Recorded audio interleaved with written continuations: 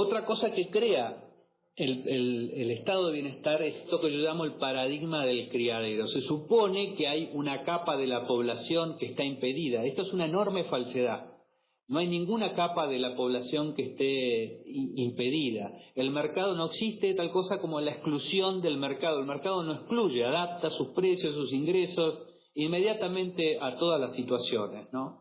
Esto es algo que, hago un paréntesis, que se suele ver cuando dicen las empresas desalmadas que van a China a producir a unos costos laborales mucho más bajos, que son costos, digamos, ingresos de esclavitud, que pagan mal, etcétera. Bueno, lo que hay que tener en cuenta es que solo las empresas van a pagar esos salarios a esos lugares donde son bajísimos y que al pagarlos lo que están haciendo es aumentando su valor, ¿no? Y aumentando la demanda sobre esos salarios, que no son bajos porque las empresas quieren, son bajos porque son poco productivos, hasta que aparecen las empresas y empiezan a dejar de ser bajos. No van a dejar de ser bajos porque se prohíba a las empresas llegar, que son justamente la solución para los salarios bajos, sino que van a dejar de ser bajos en la medida que cese la intervención de la autoridad.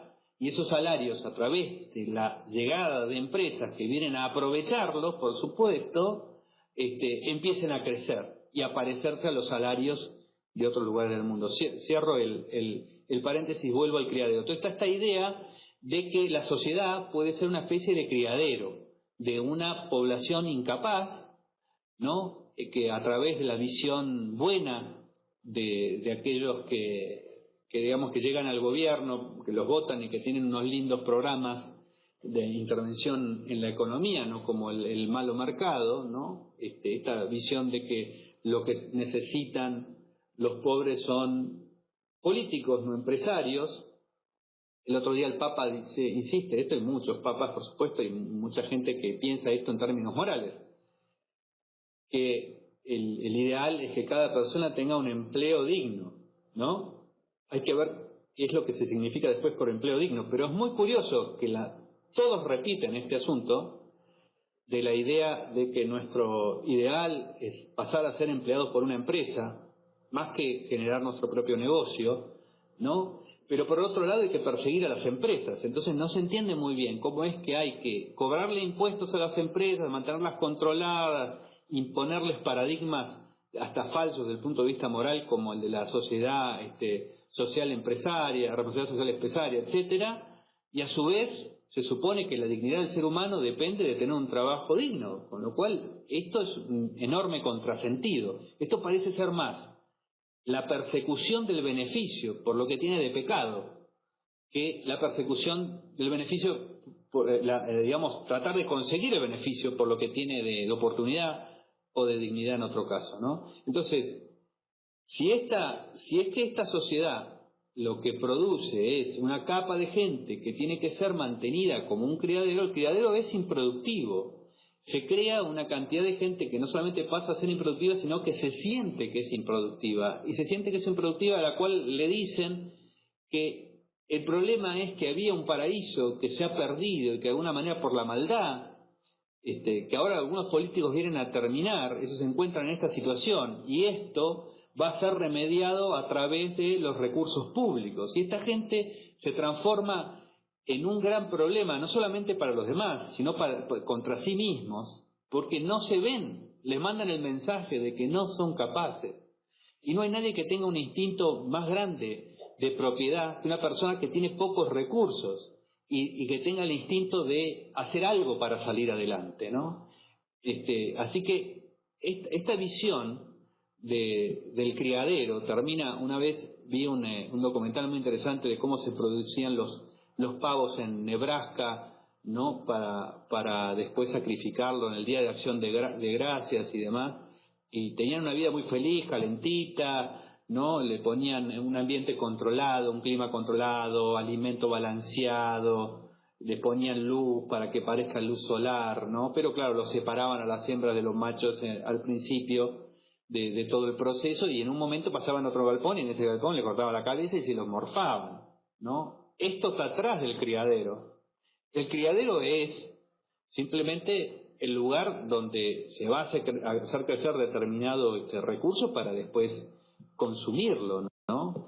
Y acá es donde está el consumo de este problema, que es el problema del clientelismo, el problema de la gente dependiente del político y de la política, que altera tanto el proceso republicano. Se parece tan poco este individuo que recibe los planes sociales y que tiene que estar besando las manos de los políticos demagogos a un ciudadano que casi no queda nada de la política tradicional republicana. Lo que vemos es directamente una relación de servidumbre y de dependencia permanente, dependencia moral, dependencia psicológica, dependencia económica, ¿no?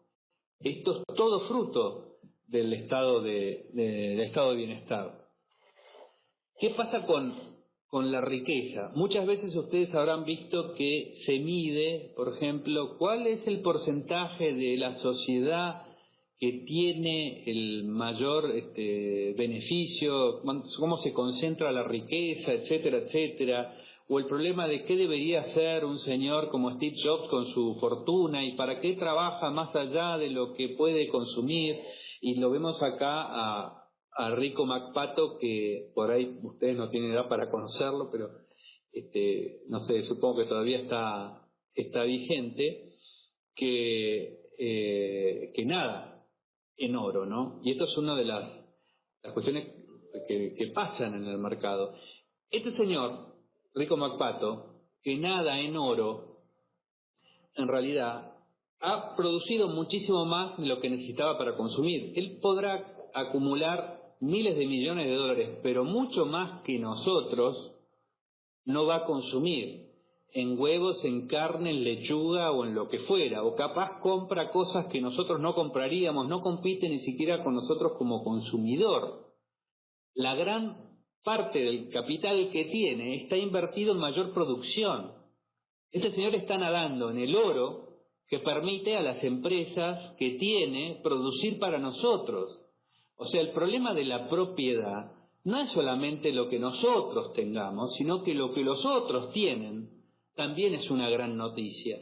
Y la acumulación es un problema de qué escala se necesita para producir determinadas cosas. Gracias a que alguna gente acumula mucho más, está en condiciones de producir algunas cosas a un precio para nosotros que no podría conseguir si no fuera por esa escala. O sea, esto nunca es una mala noticia por sí misma, salvo que de alguna manera esa fortuna se ha sido conseguida a través de la destrucción de riqueza, es decir, a través de la violación de derechos de otros.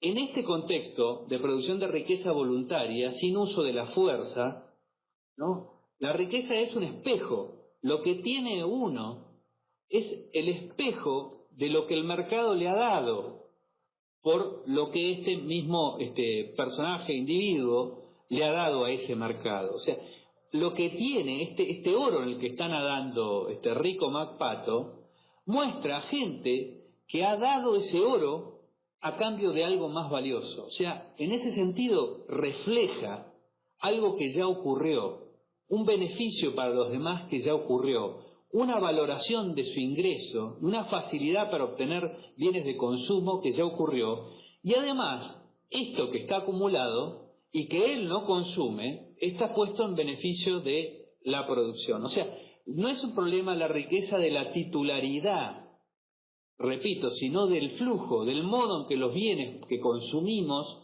nos llegan y con qué facilidad, ¿no? Esta es la gran cuestión que creo que hay que entender. Ahora, puede pasar que este espejo esté roto. Estas dos personas que tenemos acá, Néstor y Cristina Kirchner, que acumulan una enorme fortuna, esa enorme fortuna es producto de la corrupción. Esto no se ha dado. Ellos no pueden decir que lo que tienen es producto de que alguien se los ha dado voluntariamente porque han obtenido un bien de valor superior al que tenían. Ellos lo han obtenido a través del fraude y de la corrupción. Esto, como dijimos antes, está afuera. Esto sí es destrucción de riqueza. Esto no genera un flujo. Esto es el ataque directo al stock, ¿no? Sin generar ningún tipo de flujo beneficioso.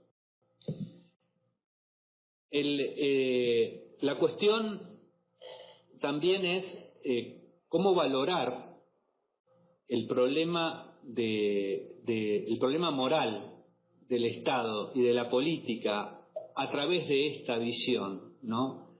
Qué diferente es entender, por poner un ejemplo, a la política como la entiende Carrió o como se la entiende en general, como un cúmulo de virtudes personales de los políticos que llegan a gestionar la solución de los problemas de las personas sin agregarle nada en cuanto a la distinción en qué función van a cumplir, o si van a estar pretendiendo generar esto del estado de bienestar, es decir, destruir riqueza para producir bienes de consumo en contra del flujo, o sea, quebrantando las leyes que permiten ese flujo, ¿no? Si es un problema de eficiencia de ese mecanismo, de la bondad de las personas puestas en la utilización de la fuerza, ¿no? En la utilización de la destrucción de la riqueza para poder llevar adelante sus planes, o si el problema de la corrupción y de la moral del Estado es otro, y es la conciencia sobre que las decisiones políticas son decisiones de fuerza,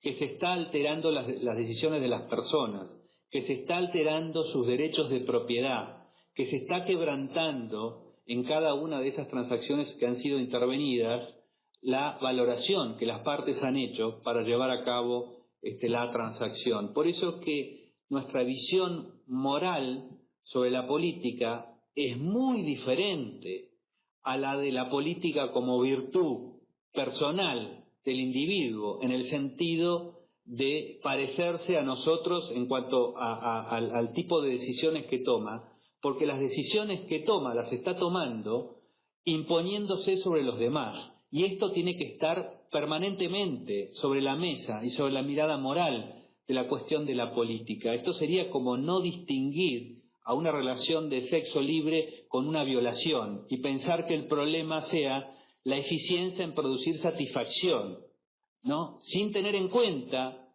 la voluntad y la libertad de la otra persona. Esto sería el equivalente. Entonces, esto también genera una visión de la política consecuente a partir de ahí.